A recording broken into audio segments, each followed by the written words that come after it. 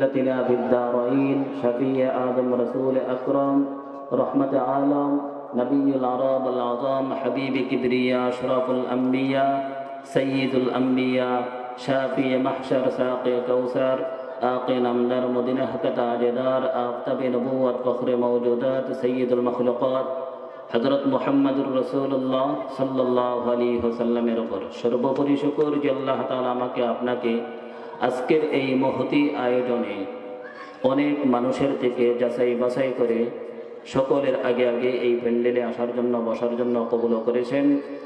এজন্য পুনরায় শুকরিয়া করি আলহামদুলিল্লাহ। মুহতারাম হাজিরিন, আপনাদের সামনে পবিত্র কালামুল্লাহ শরীফের 114 সূরার মধ্যে 99 নম্বর যে সূরাটা সেটা তেলাওয়াত করেছি এবং বিশ্বনবী হযরত মুহাম্মদুর রাসূলুল্লাহ সাল্লাল্লাহু আলাইহি ওয়াসাল্লামের অসংখ্য অগণিত হাদিস থেকে একখানা হাদিস আপনাদের সামনে পেশ করেছি। আল্লাহ চাহে তো এই সূরা এবং হাদিসকে কেন্দ্র করে দ্বীনি কিছু মুযাকারা হবে।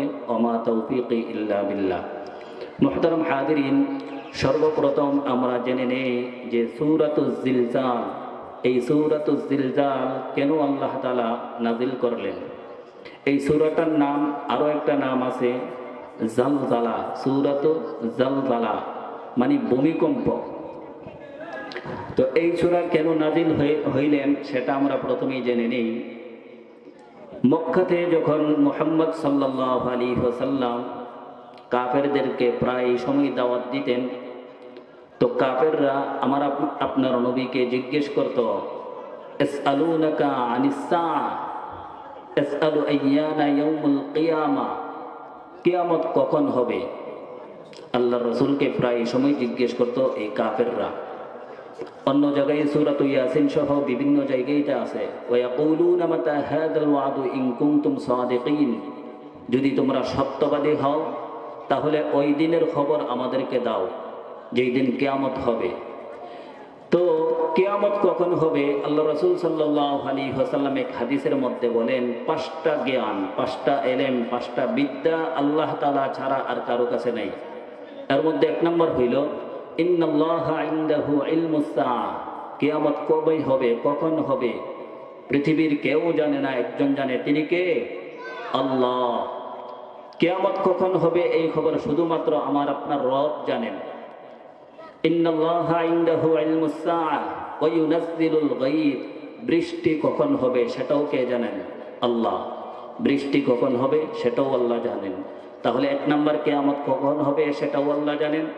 2 নাম্বার বৃষ্টি কখন হবে সেটাও আমার আপনার আল্লাহই জানেন।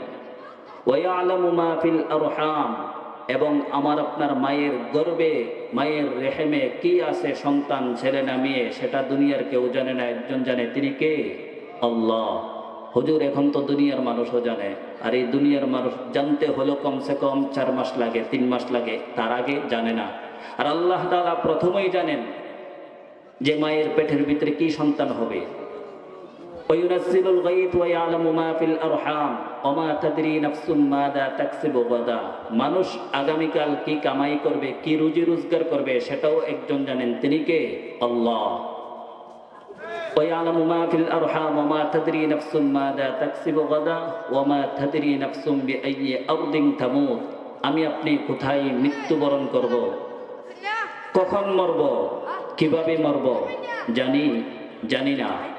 কিন্তু মৃত্যু হবে এই জিনিসটা পৃথিবীর সকল মানুষ জানে যে মৃত্যু হবে, কিন্তু কখন হবে, কিভাবে হবে, বাসের সাথে ধাক্কা লেগে হবে নাকি পানিতে ডুবে হবে নাকি আগুনে পুড়িয়ে হবে, এই খবর আমরা কেউ জানি না, একজন জানেন, তিনি কে? আল্লাহ। তাহলে 5টা বিষয়ের ইলম আল্লাহ ছাড়া কেউ জানে না। তো এই মক্কার কাফের বেঈমান মুশরিকরা যখন আমার আপনার নবীকে প্রায় সময় জিজ্ঞেস করত, ইসআলু আইয়ানা ইয়াউমুল কিয়ামা, কিয়ামত কখন হবে, তখন আল্লাহ তাআলা এই সূরাতুজ জালজালা বা সূরাতুজ জিলজাল নাজিল করে দিলেন। প্রথমেই আমরা এই সূরার তরজমা শুনে নেই, তারপরে ইনশাআল্লাহ ব্যাখ্যা বিশ্লেষণে যাব। আল্লাহ তাআলা বলেন, ইদা সুলসিলাতিল আরদু জিলজালাহা, যখন জমিনকে আপন কম্পনে জাকিয়ে দেওয়া হবে, জমিনকে আপন কম্পনে যখন জাকিয়ে দেওয়া হবে, প্রকম্পিত করা হবে। ওয়া আখরাজাতিল আরদু আথকালাহা, তখন কি হবে? জমিনের ভিতরে যত মৃত জিনিস আছে সব বেরিয়ে আসবে। শুধু মৃত জিনিস নয়, আল্লাহ তাআলা এই জমিনের নিচে যত খনিজ সম্পদ রেখেছেন, ভারী ভারী জিনিস রেখেছেন, এই সবগুলো জমিন তখন বমি করে দিবে। আমার আপনার সমাজে মানুষ মৃত্যুবরণ করলে কোথায় দাপন করি? জমিনে না? ওই দিন জমিন যখন প্রকম্পিত হবে, জমিনের এই সব কিছু বেরিয়ে আসবে। এরপরে আল্লাহ তাআলা বলেন ওয়াকালাল ইনসান মা লাহা, মানুষ এই জমিনের প্রকম্পিত হওয়া এবং তার ভিতরের জিনিসগুলো বের হয়ে আসাটা দেখে তখন মানুষ বলতে থাকবে ইনসান মা লাহা, আরে এই জমিনের হইলটা কি? জমিন এমন করতেছে কেন? এরপরে আল্লাহ তাআলা বলেন ইয়াউমা ইদিন তুহাদ্দিসু আখবারাহা, ওই দিন যেদিন প্রকম্পিত হবে, কিয়ামত যখন সংগঠিত হয়ে যাবে, ওই দিন এই জমিনের আনাচে কানাচে কোথায় লুকিয়ে কে কি করেছি আমরা, পাপ কাজ অথবা নেক কাজ, আল্লাহ তাআলা প্রত্যেকটা বান্দার সমস্ত আমল নামা ওই দিন প্রকাশ করে দিবেন। কেন প্রকাশ করবেন? জমিন কেন এটা করবে? বিআন্না রাব্বাকা আওহা লাহা, এই জমিনের উপরে আল্লাহ তাআলা ওই দিন ওহী প্রেরণ করবেন। ওহী প্রেরণ হলেই নবী না, এখান থেকেও আমাদের একটা শিক্ষা, কারণ এই জমিনের প্রতিও আল্লাহ তাআলা ওহী করবেন, এই আয়াত দ্বারা প্রমাণিত হয়। তাহলে এখানে ওহীর অর্থ কি? বিআন্না রাব্বাকা আওহা লাহা মানে কি আল্লাহ তাআলা ওই দিন জমিনকে আদেশ করবেন এগুলো করার জন্য। এরপরে ইয়াউমা ইদিন ইয়াসদুরুন নাস আশতাতাল লিউরাউ আমালাহুম, ওই দিন তখন মানুষ দলে দলে বিভক্ত হয়ে তখন তারা ছুটতে থাকবে। কেন? লিউরাউ আমালাহুম, তাদের আমলনামা কৃতকর্ম তাদেরকে ওই দিন দেখানো হবে।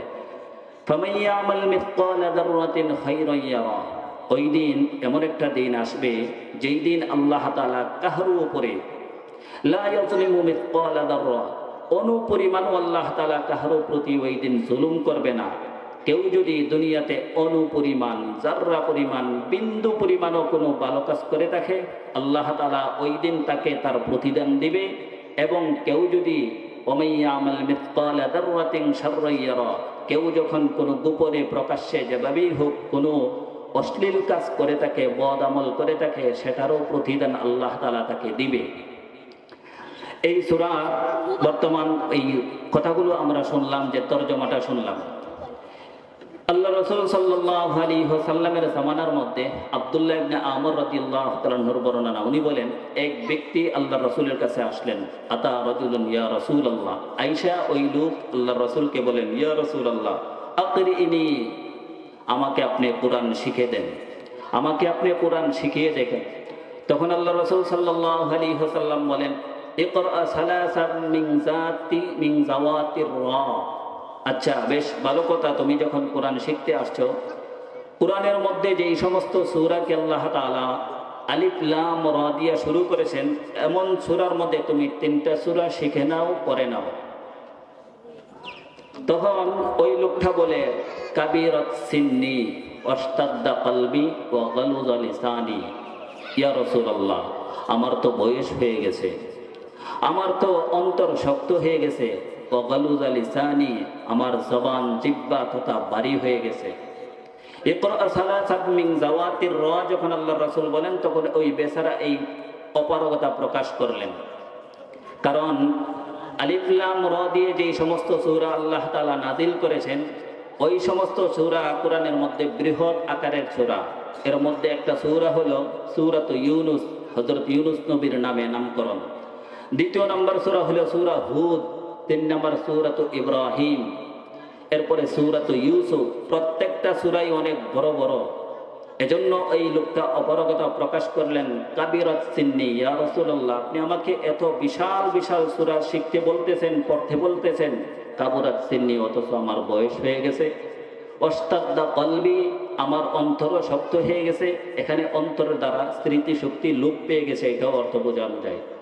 ওয়া গালুযা লিসানি এবং আমার জিহ্বা তথা আমার এই জবান ভারী হয়ে গেছে।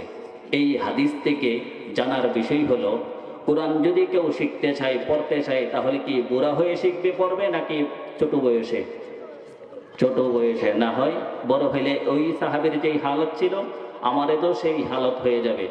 ওই সাহাবী এই অপারগতা প্রকাশ করলেন। তখন আল্লাহ রাসূল সাল্লাল্লাহু আলাইহি ওয়াসাল্লাম বলেন ঠিক আছে, তুমি যদি এটা না করো তাহলে তুমি ইকরা সালাসাম মিন যাওয়াতি হামিম, কোরআনের মধ্যে যেই সমস্ত হামিম দিয়ে সূরা শুরু হয়েছে এই সূরাগুলোর মধ্যেও তুমি 3টা সূরা শিখে নাও। ওই লোক একই কথা, কাবিরাত সিন্নি ওয়াস্তাদ্দা কলবি ওয়া গালুযা লিসানি, ইয়া রাসূলুল্লাহ আমার তো বয়স হয়ে গেছে, আমার স্মৃতি শক্তি লোপ পেয়েছে, আমার জবান বাড়ি হয়ে গেছে, আমি এটাও পারবো না। এরপরে আল্লাহ রাসূল সাল্লাল্লাহু আলাইহি ওয়াসাল্লাম বলেন, তাহলে তুমি এমন 3টা সূরা শিখে নাও যেই 3টা সূরার শুরুতে সাব্বাহা দিয়ে শুরু আছে। আল্লাহ ওই বেচারা এখানেও অপারগতা প্রকাশ করলেন এবং সে বললেন, ওয়ালাকিন আকরিনি ইয়া রাসূলুল্লাহ সূরাতান জামিয়া, হে আল্লাহ রাসূল বরং আমাকে এমন একটা সূরা শিখিয়ে দেন যেই সূরাটা আকারে ছোট হবে কিন্তু তার অর্থ হবে বৃহৎ। জামে মানে তার অর্থ হবে, যদিও তার এবারতে কলিল মতলবে কাসির হবে, এমন একটা সূরা আমাকে শিখিয়ে দেন। তখন আল্লাহ রাসূল এই সূরাতুল জিলজাল এই সাহাবীকে শিখিয়ে দিলেন। শিখানোর পরে ওই সাহাবী বললেন, ইয়া রাসূলুল্লাহ যেই সত্তা আপনাকে হক দিয়ে প্রেরণ করেছেন ওই সত্তার কসম আমি কখনো তার উপরে বাড়াবো না, কমাবো না। এই সূরার ভিতরে আল্লাহ তাআলা যেই বিধান নাজিল করেছেন সেই বিধানের প্রতি আমি সশস্ত্র থাকব, আমি খুব পালন করব, আমি এটাতে কখনো বাড়াবো না, কম করব না।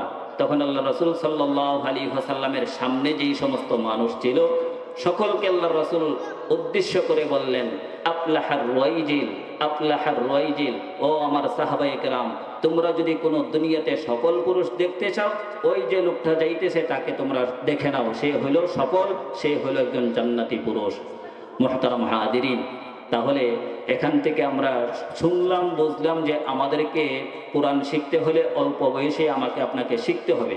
আর এই সূরার ভিতর থেকে আমরা যে আয়াতটা শুনলাম, ইয়াউমা ইদিন তুহাদ্দিসু আখবারাহা, ওই দিন জমিন সংবাদকে প্রকাশ করে দিবে, সমস্ত সংবাদ ওই দিন জমিন প্রকাশ করে দিবে। তাহলে আমার আপনার হায়াতের জিন্দিগির 50, 60, 70 বছর যে হায়াতের জিন্দিগি আছে এই সব কিছু আল্লাহ তাআলা ওই দিন জনসম্মুখে আল্লাহ তাআলা প্রকাশ করে দিবেন।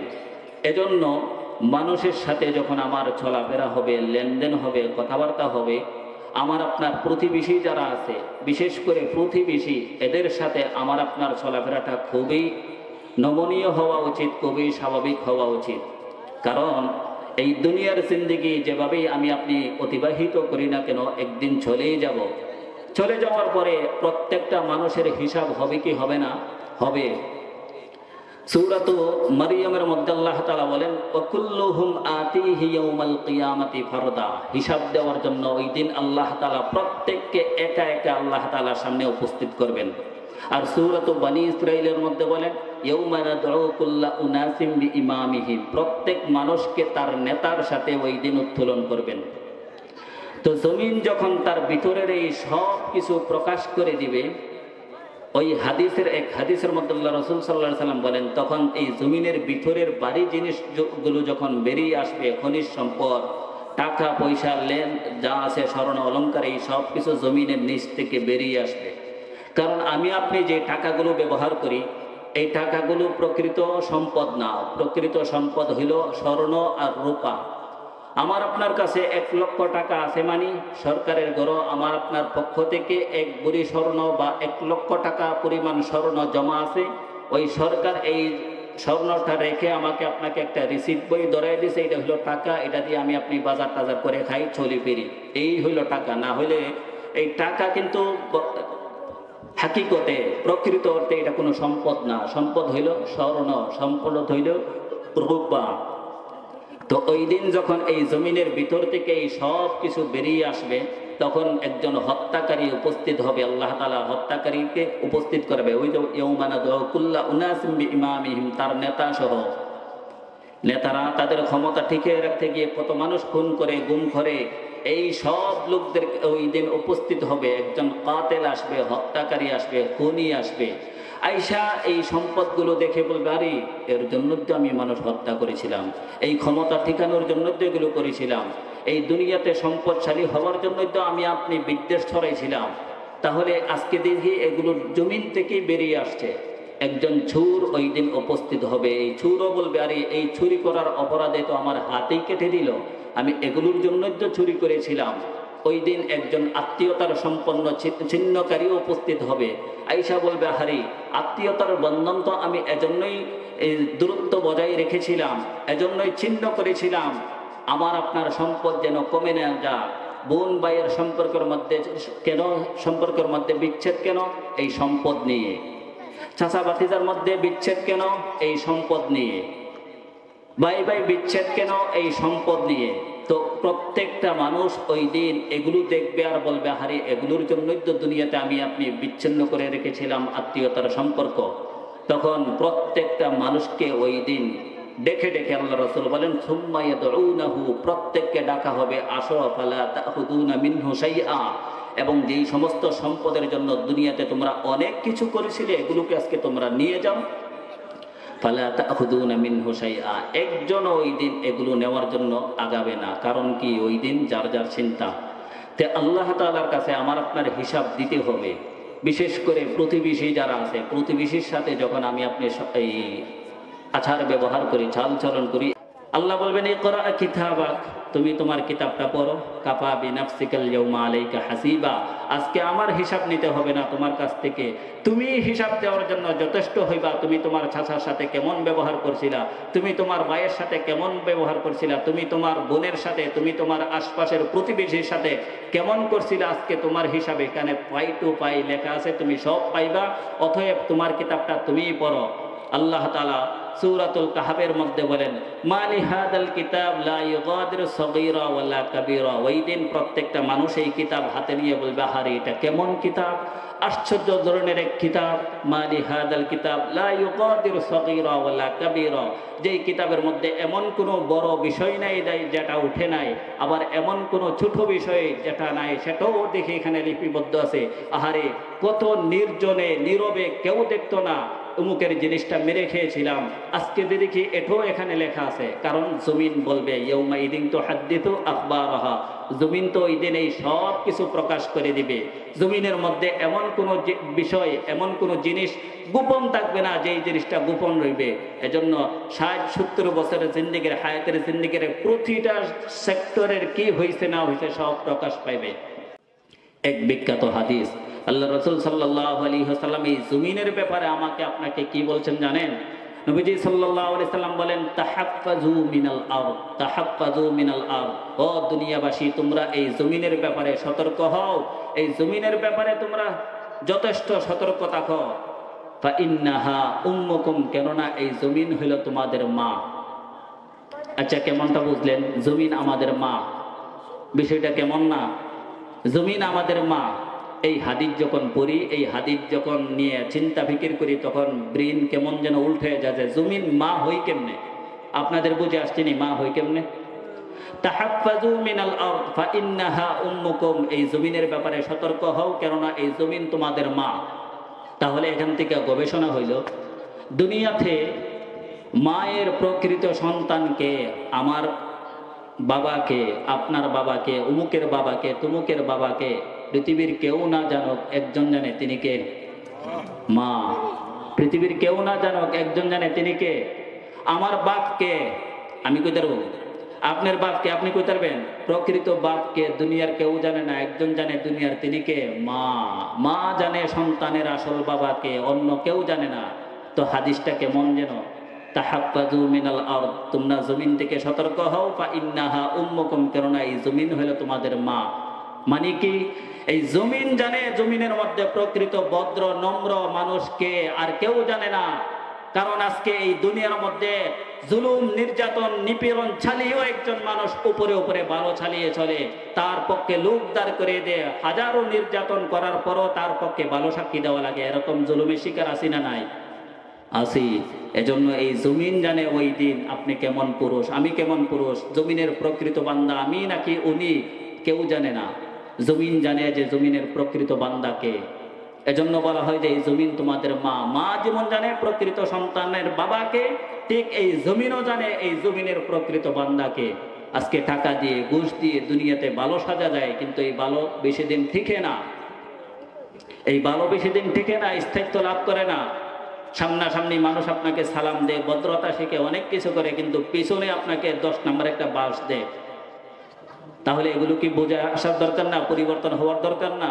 কিয়ামতের দিন দুইজন প্রতিবেশীকে জিজ্ঞেস করা হবে, আপনাকে দূরের মানুষ খুব প্রশংসা করে আর বাড়ির আশপাশের মানুষ আপনাকে আপনার ছায়াটা পর্যন্ত দেখতে পারে না, অপেক্ষায় আছে আপনি কখন মরবেন আর আপনার নামে তারা মিষ্টি বিতরণ করবে।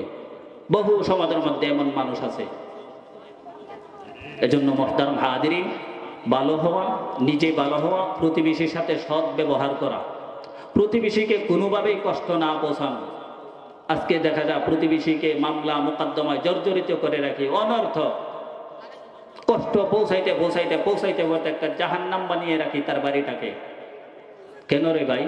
দুনিয়া থেকে তো আমিও বিদায় হব, আপনিও যাবেন।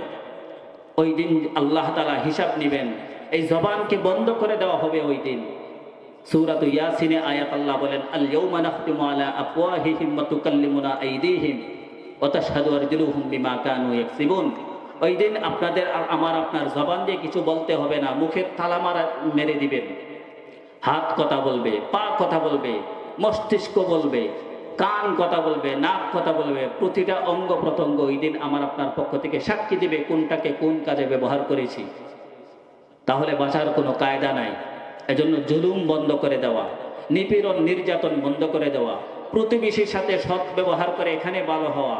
কারণ প্রতিবেশীর সাক্ষী ওই দিন গ্রহণযোগ্য হবে, দূরের কোনো মানুষের সাক্ষী ওই দিন গ্রহণযোগ্য হবে না। সিন্ডিকেট করে রাখার ভালোবাসা ওই দিন কাজে আসবে না। যার যেটা প্রাপ্য তাকে সেটা দেওয়া, এটাই তার হক। যার যেটা প্রাপ্য তাকে এটা বুঝিয়ে দেওয়া, এটাই তার হক। আর যদি এটা না দেওয়া হয় তাহলে তার এই হক থেকে তাকে বঞ্চিত করা হয়। তো মুহতারাম হাজিরিন, আল্লাহ তাআলার কাছে আমাকে আপনাকে সকলকেই ওই দিন বিচারের সম্মুখীন হতে হবে। আল্লাহ রাসূল সাল্লাল্লাহু আলাইহি ওয়াসাল্লাম যেই সমস্ত জিনিস বলছেন, প্রতিবেশী অসুস্থ হলে তাকে দেখতে যাওয়া, প্রতিবেশী যখন মৃত্যুবরণ করে তার জানাজাতে উপস্থিত হওয়া, প্রতিবেশী যখন কোনো মুসিবতের মধ্যে গ্রেফতার হয়, ওয়া ইন আসাবাতহু মুসিবাতুন ফাআযযিহি, তাকে সান্ত্বনা দেওয়া। প্রতিবেশী যখন কোনো মুসিবতে আটকে যায় তাকে কি করা? সান্ত্বনা দেওয়া। রোগ হয়েছে তাকে সান্ত্বনা দেওয়া, বিরাট কোনো মামলা মুকদ্দমার মধ্যে পড়ে গেছে অন্যায়ভাবে, তাকে গিয়ে সান্ত্বনা দেওয়া। আমার আপনার বিষয়টা কেমন? কেউ যখন কোনো মুসিবতের মধ্যে পড়ে, ধরছে আল্লাহ আযাবের ধরছে, নিজের বালা হইলে রহমত হয়ে যা, আর অপরের বালা হইলে এটা আযাব আর গজব হয়ে যা। না, এরকম মন মানসিকতা থেকে আমাকে আপনাকে বেরিয়ে আসতে হবে। প্রতিবেশীর ব্যাপারে যদি আমি এমন ধারণা করি, ওই দিন আর বেশি বাকি নয়, যেই দিন আল্লাহ তাআলা এই প্রতিবেশীকে ভালো অবস্থা নিয়ে যাবে, আর তার যেই মুসিবতে আমি সন্তুষ্ট হয়েছিলাম সেই মুসিবতটা আমার আপনার গাড়ি আল্লাহ চাপিয়ে দিতে পারে কি পারে না? আল্লাহ তাআলা চাপিয়ে দিবেনই। এজন্য কোনো মানুষের মুসিবতে হাসাহাসি না করা, কোনো মানুষের মুসিবতে খুশি না হওয়া, তার জন্য দোয়া করা, তাকে সান্ত্বনা দেওয়া, তার পাশে দাঁড়ানোর চেষ্টা করা। নবীজি সাল্লাল্লাহু আলাইহি ওয়াসাল্লাম এর পরে যেই জিনিসটা বলেন সেটা হলো, তোমরা যখন কোনো রান্নাবান্না করবা, এই রান্নাবান্না করতে গিয়ে তোমাদের এই গোশতের তরকারির মধ্যে প্রয়োজনে জুল বেশি দিবা, যেন তোমার প্রতিবেশীর ঘরে পৌঁছাইতে পারো। না হয় তোমার ঘরে যখন গোশত রান্না করবে, তুমি খাইবা গোশত দিয়ে, আর তোমার প্রতিবেশীর বাড়ির বাচ্চা কাচ্চা গোশতের তরকারি যখন পাবে না তখন তারা কষ্ট পাবে। এজন্য আল্লাহ রাসূল এই জুল বাড়িয়ে দেওয়ার জন্য বলছে যেন প্রতিবেশীর ঘরে পৌঁছানো যায়। এখন আর এই সিস্টেম আছে? একটা সময় আছে তরকারি আদান প্রদান করার একটা সিস্টেম, এখন বন্ধ হয়ে গেছে। সর্বশেষ যেই কথাটা আল্লাহ রাসূল সাল্লাল্লাহু আলাইহি ওয়াসাল্লাম আমাকে আপনাকে বলেছেন, উনি বলেন, ওয়ালা তারফা আলাইহিল বিনা লিতুসদ্দা আলাইহি ইল্লা বিইذনি। নবীজি সাল্লাল্লাহু আলাইহি ওয়াসাল্লাম বলেন, তোমরা যখন বাড়ি বানাইবা, তোমাকে আল্লাহ তাআলা সম্পদ দিয়েছেন, অনেক টাকার মালিক বানিয়েছেন, এখন তোমার বিল্ডিং প্রয়োজন, 2 তলা 3 তলা বিল্ডিং এর প্রয়োজন। এখন যে এই বাড়ি বানাইবা, সাবধান সাবধান, এই বাড়ি বানাইতে গিয়ে তোমার প্রতিবেশীর ঘরে আলো বাতাস ঢুকা যেন বন্ধ হয়ে না যায়, সেদিকে তুমি খেয়াল রাখবা। ঘর বানাইতে গিয়ে প্রতিবেশীর বাড়িতে যেন আলো বাতাস বন্ধ না হয়ে যায়, সেটা খেয়াল রাখার জন্য নবীজি বলেন, তার যদি অনুমতি থাকে তাহলে ঠিক আছে, আর যদি অনুমতি না দেশে তো তুমি ঘর বানাইতে পারবা না। আর আমি আপনি কি করি যে আমার জায়গা আমি যা মন ছাতা করুম, কার বাড়িতে আলো যাইলো বাতাস যাইলো না যাইলো সেটা আমার দেখার বিষয় না। আরে না মুহতারাম হাজিরিন, প্রথমেই বলছিলাম, এই সম্পদ, দুনিয়াতে যে সম্পদের মালিক আমি আপনি, এই সম্পদ হইল প্রকৃত টাকা না, এটা হইল স্বর্ণ আর মুদ্রা। এগুলোর রিসিট আমাকে আপনাকে দেওয়া হয়েছে। তাহলে এই সম্পদগুলো কি প্রকৃতপক্ষে আমি মালিক? আমার যে সম্পদ আছে, বাড়িতে যে বাড়িঘর আছে, এগুলো এখন আমার বাবার, তার আগে তার বাবার ছিল, তার আগে তার বাবার ছিল। তাহলে দেখা যায় একজনের যদি হইতো তাহলে শেষ হয়ে যেত। তাহলে আমার বাবা কিভাবে মালিক হয়েছে? ওয়ারিশ সূত্রে এমুকে মালিক। আবার আমিও যখন এই জায়গার মালিক হব ওয়ারিশ সূত্রে, অথবা কোনো জায়গা আপনি ক্রয় করেছেন, টাকা দিয়ে কিনেছেন, এটা ক্রয় সূত্রে মালিক। তাহলে ওয়ারিশ সূত্রে, ক্রয় সূত্রে কেনার কারণে এই টাকার মালিক অমুকে লেখা হয় বা লেখা থাকে। তাহলে এখানে একটা কথা লুকায়িত থাকে যে ওয়ারিশ সূত্রে এই জমির মালিক অমুক, ক্রয় সূত্রে এই জমির মালিক অমুক। তাহলে বোঝা যায় প্রকৃত মালিক একজন আছে, তিনি কে? আল্লাহ। প্রকৃত মালিক এই জমিনের কে? আল্লাহ। আল্লাহ তাআলার পক্ষ থেকে এই যে জমিন, এগুলো আমরা রহমত হিসাবে পেয়েছি। আমি হয়তো ওয়ারিশ সূত্রে মালিক, আপনি ওয়ারিশ সূত্রে মালিক, আমি হয়তো ক্রয় সূত্রে মালিক, আপনিও ক্রয় সূত্রে মালিক, কিন্তু প্রকৃত মালিক কে? আল্লাহ। তা আল্লাহর এই জমিন ব্যবহার করার জন্য সকলের সমান অধিকার। এজন্য আপনার ওয়ারিশ সূত্রে মালিক হওয়ার কারণেই যে আপনি এই জায়গার প্রকৃত মালিক হয়ে গেছেন, বিষয়টা এমন না। এজন্য প্রতিবেশী, আল্লাহ রাসূল সাল্লাল্লাহু আলাইহি ওয়াসাল্লাম বলেন, তোমার যখন ঘর বানাইবা, বাড়ি বানাইবা, বিল্ডিং বানাইবা, তোমার প্রতিবেশীর বাড়িতে যখন আলো বাতাস যাওয়া বন্ধ না হয়ে যায় খেয়াল রাখবা। আজকে দেখা যায় যে আমাদের সমাজের মধ্যে, প্রায় সমাজের মধ্যে এমন অবস্থা যে ভাইয়ের ঘরের সামনে পিচ দিয়া ঘর উড়াই দেয়, যেন সে তার বাড়িতে ঢুকতে না পারে, রাস্তা বন্ধ করে দেয়। এই রাস্তা আমার যেমন অধিকার, আমার প্রতিবেশীরও অধিকার। ক্রয় সূত্রে আমি মালিক, ওয়ারিশ সূত্রে আমি মালিক, উনিও ক্রয় সূত্রে ওয়ারিশ সূত্রেই মালিক। ব্যবহার করার সমান অধিকার সকলের, কিন্তু রাস্তা বন্ধ করে দেয়। কেমন যেন জান্নাতের রাস্তাটাই বন্ধ করে দিলাম। প্রতিবেশীকে বাড়ির যাওয়ার রাস্তা যারা বন্ধ করে দেয়, প্রতিবেশীকে ঘরের মধ্যে আলো বাতাস ঢোকার রাস্তা যারা বন্ধ করে দেয়, তারা কেমন যেন জান্নাতের আলো বাতাস পাওয়াটাই বন্ধ হয়ে গেল। মুহতারাম হাজিরিন, এই প্রতিবেশী যেই সমাজে ভালো হয়ে গেছে, ওই সমাজের মতো শান্তি, সফলতা, কামিয়াবি আর পৃথিবীতে কোথাও নাই। সাহাবায়ে কেরামের যুগে এক লোক এমন খুব জালেম ছিল, তার প্রতিবেশীকে খুব কষ্ট দিত, এতটাই নির্যাতন নিপীড়ন করত যে সহ্য হইতো না। কি করা যায়? নবীজি সাল্লাল্লাহু আলাইহি সাল্লামের কাছে দরবারে উপস্থিত হয়ে বললেন, ইয়া রাসূলুল্লাহ, আমার প্রতিবেশী আমাকে অনেক কষ্ট পৌঁছায়, কি করব? তার যন্ত্রণায় সহ্য করতে পারি না। আল্লাহ রাসূল সাল্লাল্লাহু আলাইহি সাল্লাম বলেন যে তুমি তোমার বাড়ির ঘরে যত সামান আছে এই সব নিয়ে রাস্তার মধ্যে বসে থাকো। তুমি তোমার বাড়ি ঘরের সমস্ত সামান নিয়ে কোথায় বসে থাকো? রাস্তায় বসে থাকো। তো ও বেচারা বাড়ি গিয়ে তার ঘরে যত জিনিস আছে এই সব বের করে রাস্তার মধ্যে তুই বসে আছে। রাস্তা দিয়ে মানুষ যা জিজ্ঞেস করে, কিও ভাই তুমি হানো, তোমার ঘরের হাড়ি পাতিল সহ সবকিছু এখানে, ব্যাপার কি? ওই লোক বলে যে অমুকের যন্ত্রণায় আমি আর বাইক থাকতে পারি না, এজন্য সামানাদি নিয়ে রাস্তায় চলে আসছে। যে যা তার কাছে তার সংবাদ পৌঁছে দেয়। তখন প্রত্যেকটা মানুষ এই কথা শুনে যা আর বলে যে আল্লাহ, হে কত বড় জালেম, তার অত্যাচারে মানুষ বাড়িতে থাকতে পারে না। তখন তার জন্য প্রত্যেকটা মানুষ লানতের দোয়া করতে করতে তখন রাস্তা দিয়ে চলে যায়। এই অবস্থা যখন বেচারা জালেম সংবাদ পাইল যে ওই লোক সব নিয়ে রাস্তার মধ্যে চলে গেছে, আর প্রত্যেকটা দর্শনার্থী রাস্তা দিয়ে যাওয়ার সময় তার জন্য লানতের দোয়া করে করে যাচ্ছে, তখন বেচারা দৌড়ে আসছে, আইসা বললেন, ভাই তোমার হাতে ধরি পায়ে ধরি, তোমাকে আর জীবনও কষ্ট দিতাম না, তুমি এই সব নিয়ে বাড়িতে চলে যাও। নবীজি সাল্লাল্লাহু আলাইহি সাল্লাম এই পদ্ধতি শিখাইছেন। যার বাড়ির প্রতিবেশীর অত্যাচারে কেউ থাকতে পারে না, সেই জন্য মাল সামান নিয়ে রাস্তায় নেমে আসে। এরপরে নবীজি দোয়াও শিখেছেন, আল্লাহুম্মা ইন্নী আউযু বিকা মিন জারিস সু, হে আল্লাহ আমাকে বদকার চরিত্রহীন প্রতিবেশী থেকে আমাকে তুমি হেফাজত করো। এই দোয়া বেশি বেশি পড়া, তাহলে দেখবেন আল্লাহ তাআলা আশপাশের প্রতিবেশীকে ভালো করে দিবেন। আর নিজেও ভালো হওয়া, খালি প্রতিবেশী ভালো হইলে হইব না, নিজেও ভালো হইব। আমি যদি ওনাকে কষ্ট না দেই তাহলে উনি তো আমাকে কষ্ট দিবে না। ওই যে কোনা যে এক হাতে তালি বাজে না, বাতাস ছাড়া গাছের পাতাও নড়ে না। তাহলে দোষ কম বেশি সকলের থাকে, কিন্তু ছাড় দিতে হয়, ছেড়ে চলতে হয়। তাহলে যেই এলাকাতে প্রতিবেশীরা খুব ভালো, ওই এলাকাটা আসলেই ভালো।